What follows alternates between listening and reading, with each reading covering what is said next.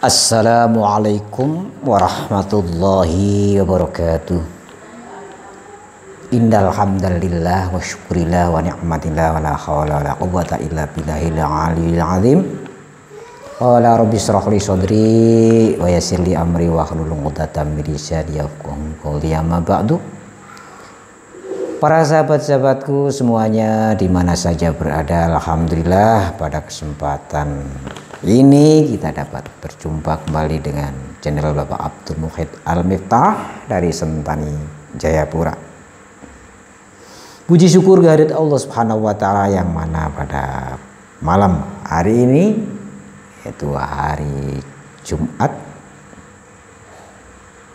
kita semua masih diberi tambah kenikmatan oleh Allah Subhanahu wa taala, yaitu nikmat sehat dan sempat, sehingga kita bisa menjalankan aktivitas kita sehari-hari. Dan alhamdulillah kita telah melewati yaitu hari raya kurban. Selamat berhari raya Idul Adha. Semoga saudara-saudara kita yang telah berkorban diterima kurbannya oleh Allah Subhanahu wa taala sebagai amal solehah, amal soleh yaitu amal ibadah, dan dicatat oleh Allah Subhanahu wa taala sebagai perbuatan-perbuatan yang bisa mendekatkan diri kepada Allah Subhanahu wa taala. Sahabat-sahabatku yang setia pada channel Bapak Abdul Muhid Al-Miftah, dalam hal ini saya mau menyampaikan 5 langkah kesuksesan yang barokah. Dalam hal ini saya berikan tips pada saudara-saudara semuanya. Dengan tips ini berdasarkan pengalaman dan pengetahuan yang saya alami, saya rasakan. Mudah-mudahan dengan pengalaman dan pengetahuan dan penelitian yang telah saya laksanakan bersama keluarga, yang bisa membuahkan hasil dengan gemilang ya seperti yang kita rasakan saat ini. Sengaja saya bagikan kepada saudara-saudaraku semuanya. Mudah-mudahan saudara-saudaraku yang di mana saja berada, yang masih mulai berkarya, yang sudah berkarya tapi masih jatuh bangun, atau tidak ada kemajuan, bahkan sudah sukses dalam hal usahanya tapi berkahnya tidak ada, maka ini saya jelaskan. Sahabat-sahabatku semuanya, langkah awal yang pertama adalah niat. Rasulullah bersabda, innamal a'malu binniyah wa kullu imri'im manawa. Setiap perbuatan harus disertakan dengan niat, dan setiap perkara itu atau setiap perbuatan itu tergantung kepada niatnya. Untuk menjadikan kita sukses itu tidak bisa berjalan sendiri, karena manusia adalah diciptakan oleh Allah Subhanahu wa taala sebagai makhluk sosial, maka ada kaitannya dengan orang-orang sekitar, orang-orang yang memang saling sumbangsih, saling membutuhkan dan saling mengisi di antara kita semua. Jadi kita patenkan niat kita ya, bekerja untuk apa, kita beraktivitas meraup keuangan, keuntungan agar supaya menjadi sukses, berhasil, itu niatnya untuk apa? Maka alangkah baiknya saya sarankan segala sesuatu yang sifatnya duniawiyah untuk menyukupi kebutuhan kehidupan kita sehari-hari, yaitu kita niatkan bekerja dan bekerja, berkarya dan berkarya hanyalah ibadah kepada Allah Subhanahu wa ta'ala. Hasilnya nanti untuk ibadah mendapatkan diri kepada Allah Subhanahu wa ta'ala sesuai perintah Allah atau sesuai tugas kita sebagai makhluk hamba Allah. A'udzubillahi minasyaitonirrajim. Bismillahirrahmanirrahim. Wa ma khalaqtul jinna wal insa illa liya'budun. Nah, itu tugas kita diciptakan oleh Allah Subhanahu wa taala sebagai makhluk yang terbaik, yang sempurna di antara makhluk-makhluk yang lainnya. Diutus di muka bumi ini, yaitu diturunkan di muka bumi ini untuk hanyalah ibadah kepada Allah Subhanahu wa ta'ala. Niat itu harus betul-betul ditata sebelum kita melangkah dalam berkarya dan berkarya. Poin yang nomor 2 adalah himmah. Himmah artinya keinginan yang kuat. Saya ingin bekerja sesuai dengan profesi saya ini. Itu betul-betul harus dikuatkan. Himmah itu dikuatkan, harus melakukan hal yang semacam ini sesuai dengan profesi saya. Apapun tantangannya dan pantangannya, kita tidak akan mundur. Apapun cobaannya, langkah demi langkah tetap kita hadapi. Kalau ada cobaan ataupun ada gangguan-gangguan yang lain. Mengapa demikian? Seandainya kita mempunyai permasalahan ataupun suatu kendala yang ada di dalam pekerjaan kita, bekerja apa saja, di situ kita harus mengambil positive thinking bahwa itu adalah pembelajaran agar kita lebih dewasa, lebih paham dan lebih mengetahui. Jangan putus asa.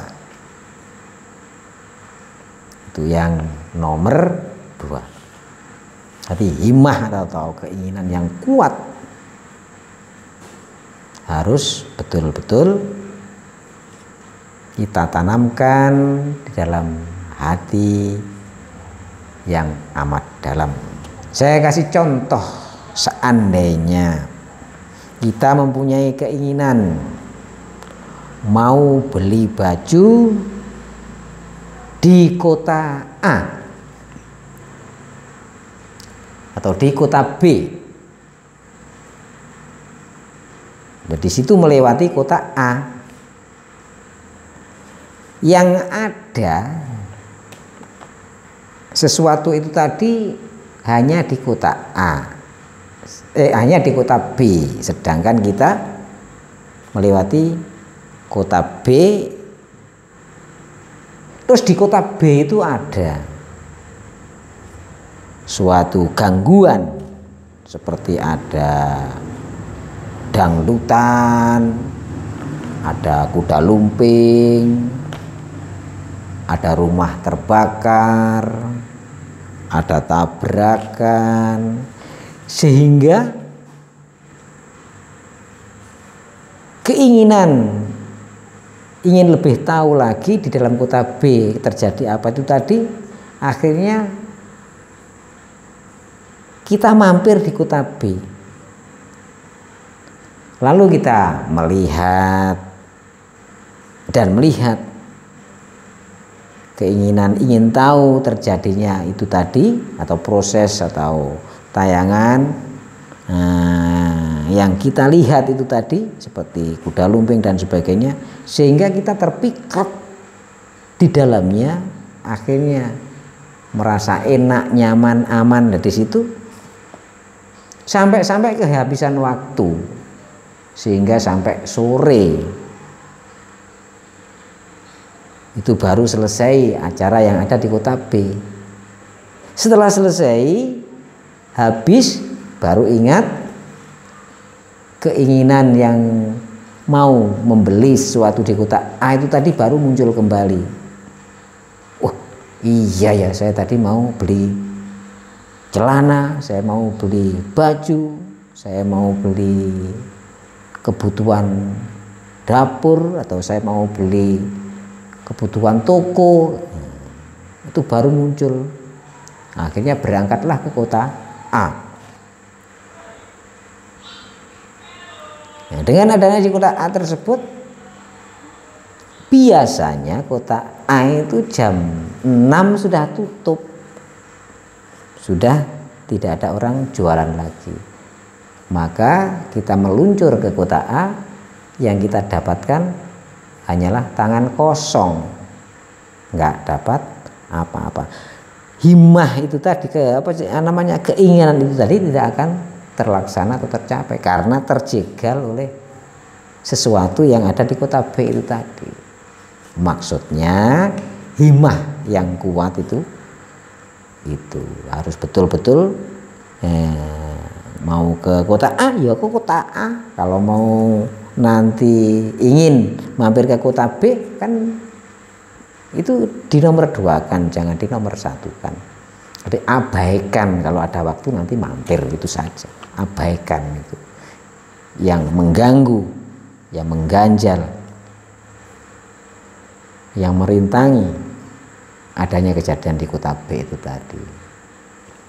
Ya, langsung ke kota A, insya Allah apa yang kita harapkan, ya kebutuhan yang kita inginkan itu tadi akan tercapai, akan lebih mudah karena banyak toko-toko yang masih buka. Mau ambil yang lebih yang mahal, yang sedang, yang murah itu ada, kita ada pilihan. Tuh himmah itu yang nomor 2 itu tadi. Termasuk himmah itu ya yang nomor 2. Yang nomor 3 adalah istiqomah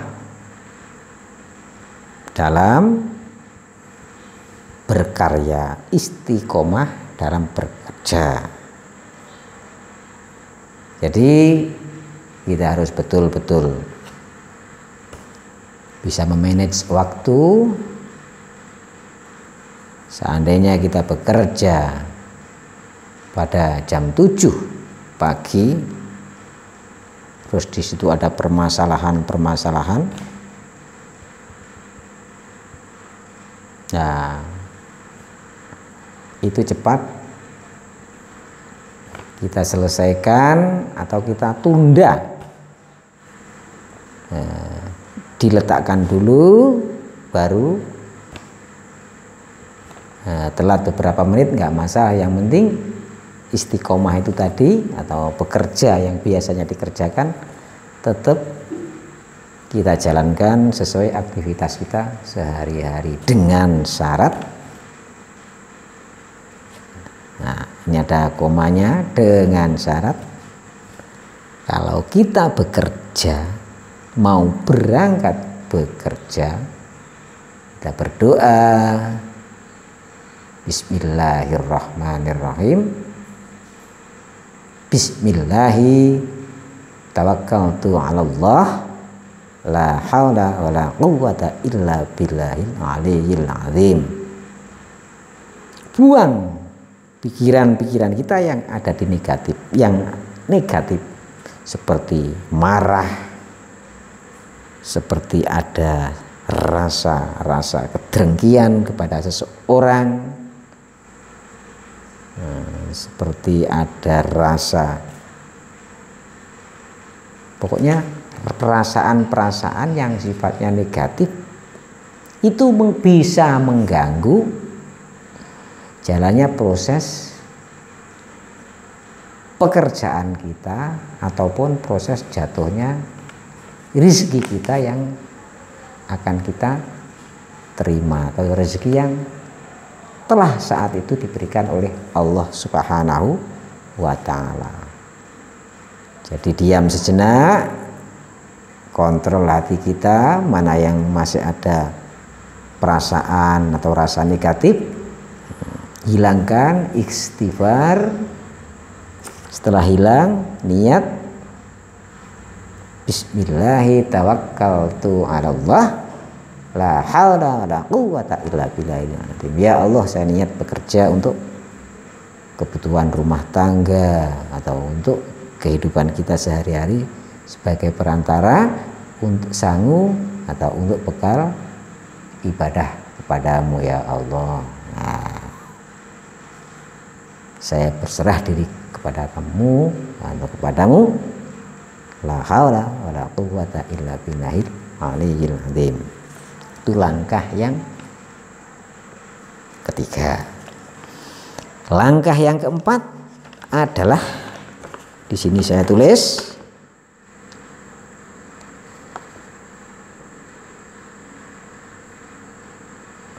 perilaku atau tingkah laku, budi pekerti. Dalam hadis Rasulullah bersabda, a'udzubillahi minasyaitonirrajim, bismillahirrahmanirrahim,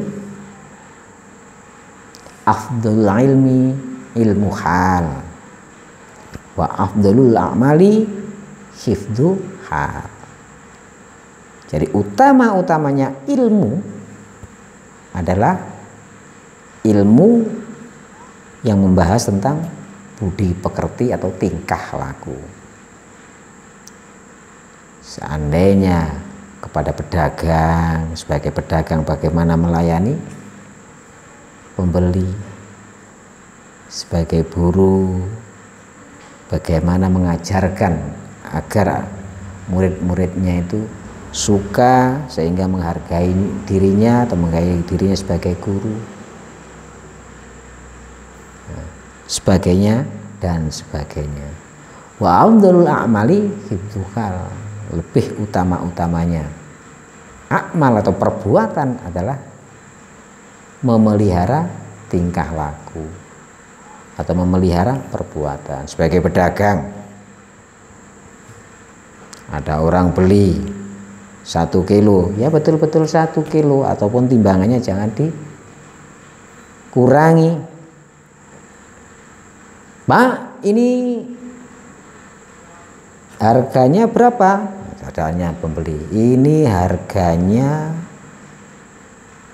100.000 Pak. Enggak boleh kurang. Lah berapa? Ya 50 lah. Ya tidak boleh, belinya saja tidak boleh 50 kok. Padahal belinya cuma 25, itu sudah bohong. Itu tidak bisa memelihara tingkah lakunya itu tadi. Itu keberkahan akan hilang. Termasuk barang-barang yang dimakan, termasuk dia berani mengambil, ya udah 90 aja lah, atau 60 sajalah. Itu saya cuma untung berapa itu, sedikit sekali, mungkin saya paskan saja sudah lah. Itu kelebihan dari pembelian atau kulaan itu tadi, itu sudah kurang afdol. Atau kalau kita makan itu enggak ada keberkahannya. Sebagai pedagang itu kita harus hati-hati. Afdolul a'mali hifdzuha. Insya Allah usaha kita semakin maju dan sukses, bisa menjadikan berkah adanya. Maksudnya berkah, apa yang kita butuhkan tercukupi oleh Allah Subhanahu wa taala dan selalu ada tidak merasa kekurangan suatu apapun. Jadi akhirnya hatinya tentram, damai dan sejahtera. Yang nomor 5, banyak bersyukur. Sedikit ataupun banyak yang kita dapatkan hari ini, kita harus pandai bersyukur pada Allah Subhanahu wa taala. Alhamdulillah, ya Allah, saya mulai pagi jam 7 aktivitas bekerja sesuai dengan sesuai dengan kemampuan saya, pengetahuan dan pengalaman saya praktekkan sehingga saya sudah mendapatkan hasil. Ya terima kasih atas kemurahan-Mu ya Allah. Mudah-mudahan dengan kemurahan-Mu keluarga kami bisa menjadi keluarga yang sejahtera. Amin ya robbal alamin. Ucapan syukur kepada Allah Subhanahu wa taala itu tadi diwujudkan dengan hal atau dengan budi pekerti atau tingkah laku atau perbuatan, yaitu bersedekah. Jadi bersedekah kepada siapapun yang membutuhkan, nggak usah banyak-banyak, tapi rutinitas untuk bersedekah itu tadi jangan diputus atau jangan berhenti di situ saja. Jangan cuma sekali-sekali. Jangan cuma sekali-sekali, tapi setiap hari walaupun kecil. Mengapa hal tersebut harus dilakukan? Ibarat sedekah adalah yaitu